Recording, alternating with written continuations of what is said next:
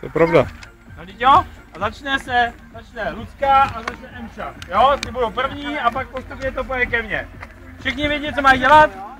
Tak vy musíte pít holky co nejrychleji, jasný? Tak se připravíme. Teď!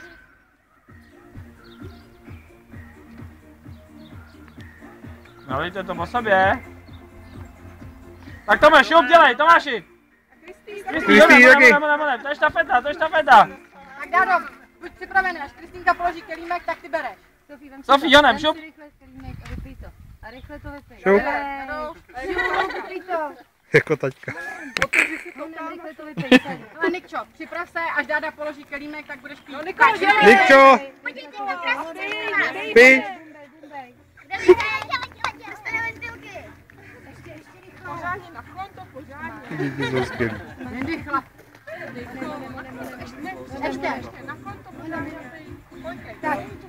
Loží a Kubajs, tak, to je ono. Tak a Míšo, teďko ještě šup, honem. Je to souboj. Tak, hele, Vojtíku, Nikčo, honem, vem si kelímek a pij, rychle.